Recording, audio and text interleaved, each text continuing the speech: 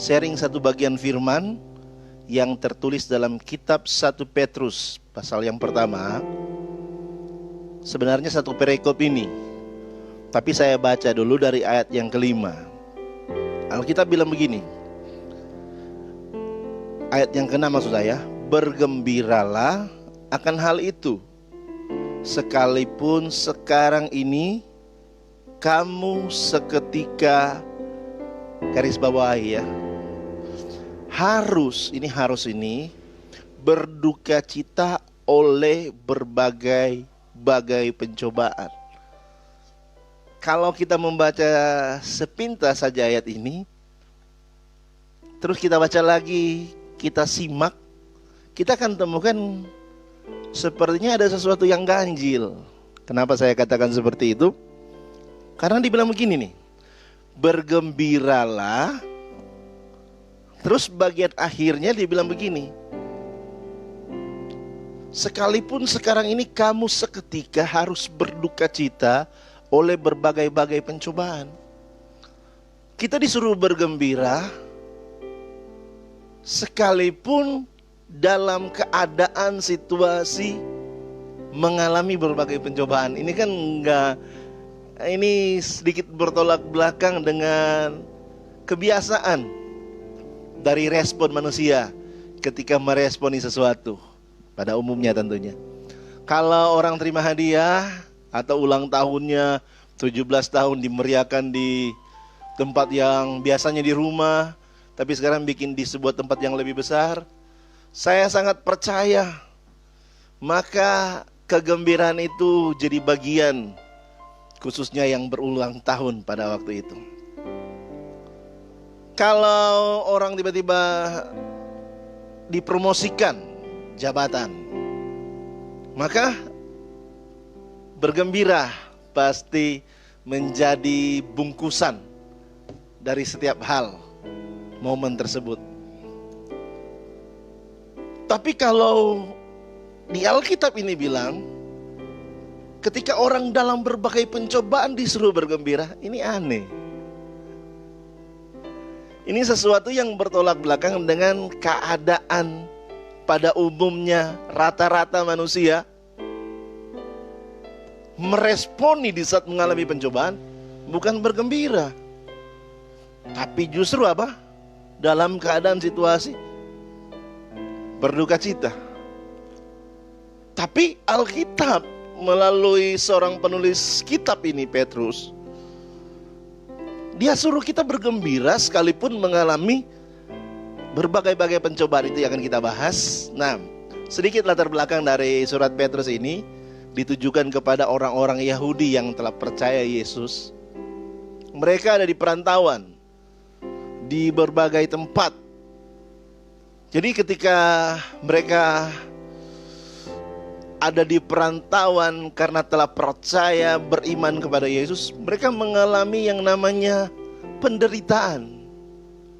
Makanya ada di ayat lain dibilang begini, jika kamu dinista karena nama Yesus, nama Kristus maksudnya, berarti mereka ini mengalami penistaan secara psikis, secara jiwa. Mereka mengalami sesuatu yang gak mudah, karena mereka dalam mempertahankan iman, mereka juga menghadapi dengan tantangan-tantangan yang ada, yang membuat di ayat 6 bilang begini, mereka itu berduka cita karena pencobaan-pencobaan yang datang silih berganti dalam hidup mereka. Baru kalau teman-teman semua, saudara-saudara sekalian pelajari surat Petrus ini saya ambil bagian-bagian yang garis besar saja. Orang percaya kepada Yesus yang menerima surat ini, ketika mereka menderita, ketika mereka dianiaya, mereka itu tidak dibantu oleh pemerintah. Jadi benar-benar mereka itu menghadapi penderitaan bersama-sama orang percaya pada waktu itu, tapi tanpa bantuan adalah dari pemerintah. Jadi saudara bisa bayangkan, kalau kan di berbagai tempat terjadi, misalnya ada situasi penganiayaan atau ada masalah, Maka pemerintah langsung turun tangan, langsung blok jalan masuk, langsung pakai polis lain, tandanya tidak boleh sembarang masuk kecuali orang-orang tertentu. Pemerintah tetap melindungi orang-orang yang mengalami hal-hal yang seperti terjadi beberapa waktu lalu di Indonesia, ada pengoboman di gereja. Tapi orang Kristen pada waktu ini, yang kita baca dalam Alkitab ini, mereka itu enggak ditolong oleh pemerintah. Jadi benar-benar ketika mereka mengalami penderitaan, pencobaan yang mereka alami, mereka sedang berhadapan dengan situasi yang harusnya berduka cita. Tapi Alkitab suruh melalui surat Petrus ini bergembira. Bisa enggak orang percaya bergembira di saat seharusnya berduka cita, berbagai-bagai pencobaan, dipecat? Bisa enggak bergembira? Dihina, dicaci maki, bisa enggak bergembira? Dipertanyakan, diolok-olok, bisa enggak bergembira? Mengalami kebangkrutan, bisa enggak bergembira? Tapi ini yang membedakan orang percaya dan orang yang tidak percaya. Dan menurut saya paling menarik dari ayat ini tidak berdiri sendiri. Dia bilang begini di bagian pertama ayat 6, bergembiralah akan hal itu. Petrus memberikan sebuah alasan kuat untuk seseorang bisa bersuka cita atau bergembira di saat mengalami duka cita karena berbagai pencobaan. Petrus memberikan alasan kuat agar orang-orang percaya pada waktu itu bergembira. Apa itu? Alkitab bilang begini, bergembiralah akan hal itu. Hal itu apa?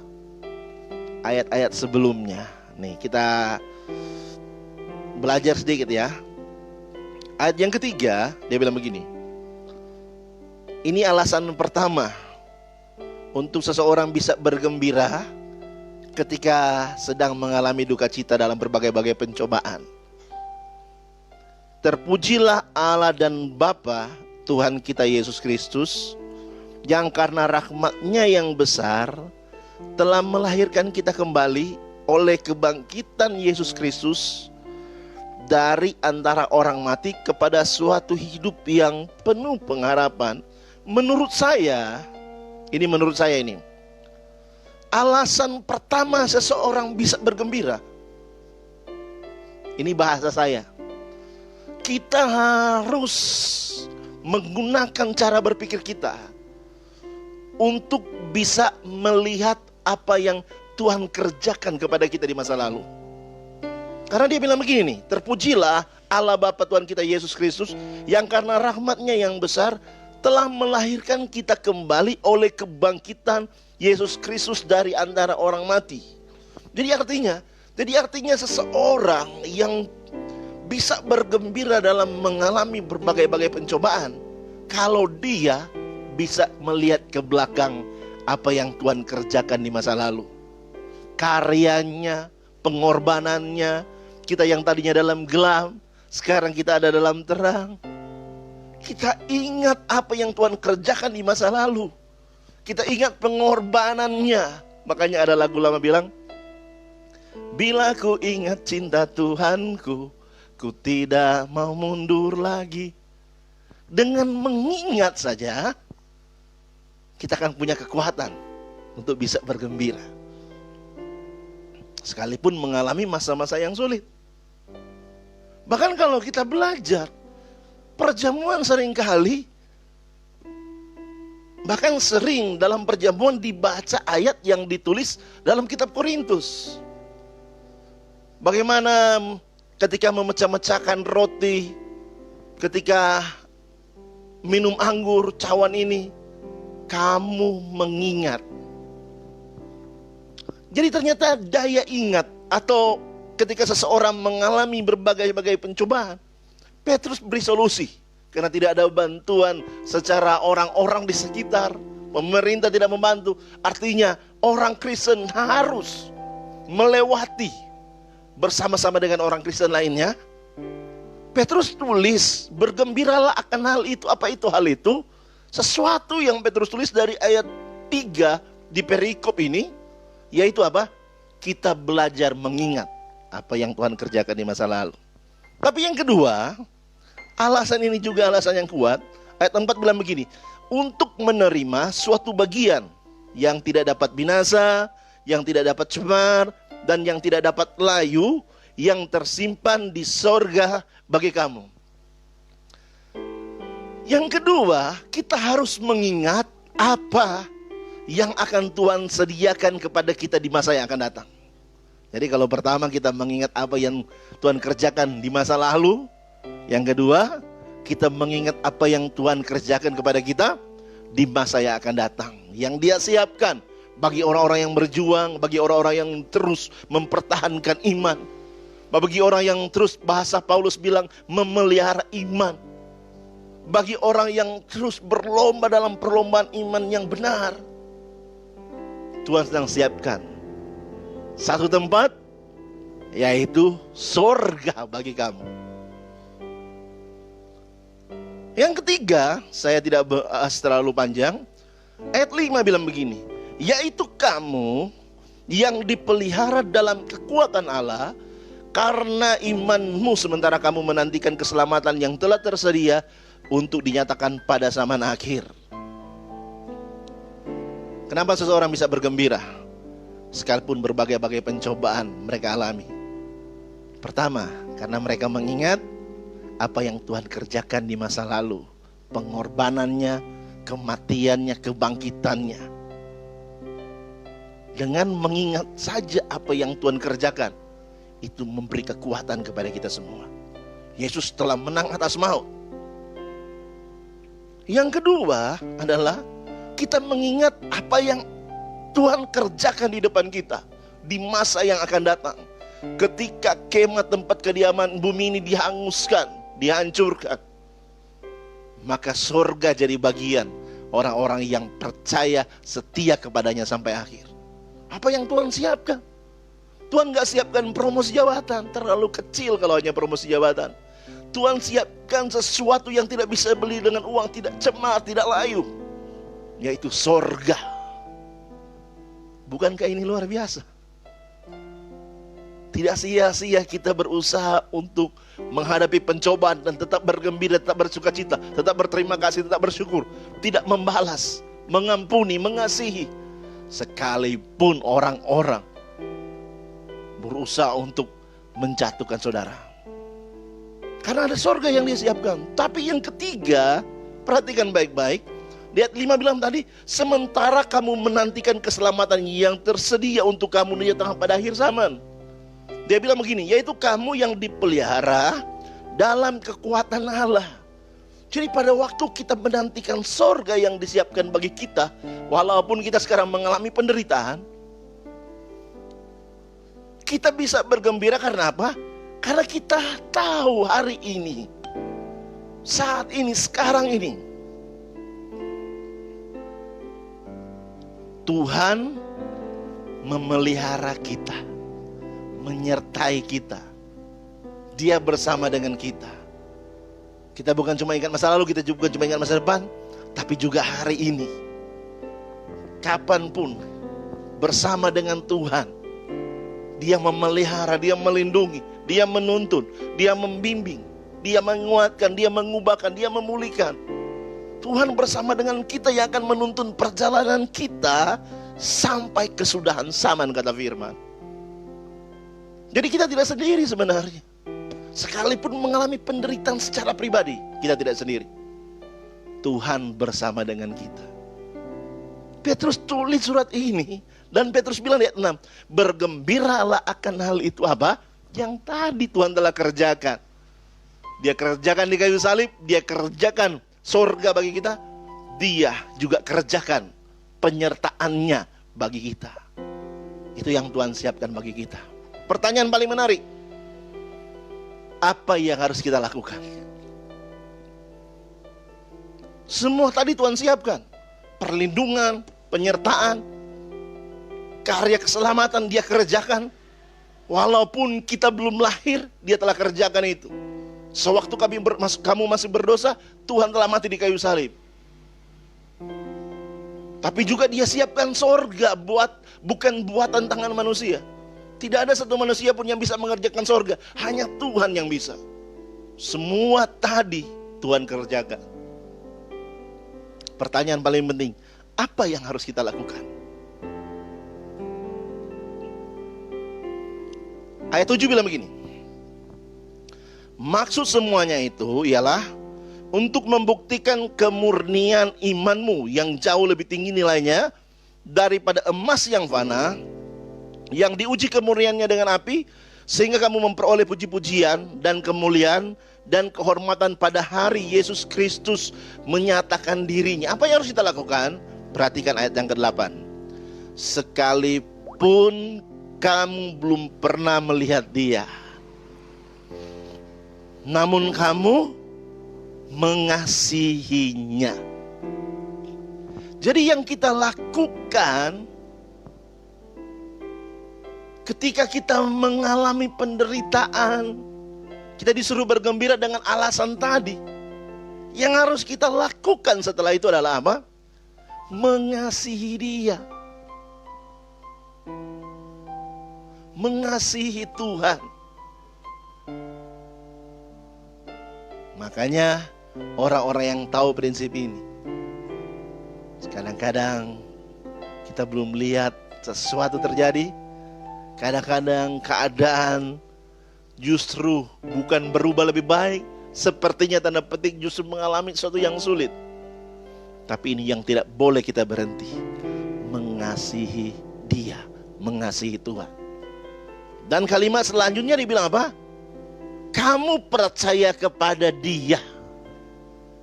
Jadi mengasihi dan percaya kepada Tuhan itu bagian yang harus kita lakukan.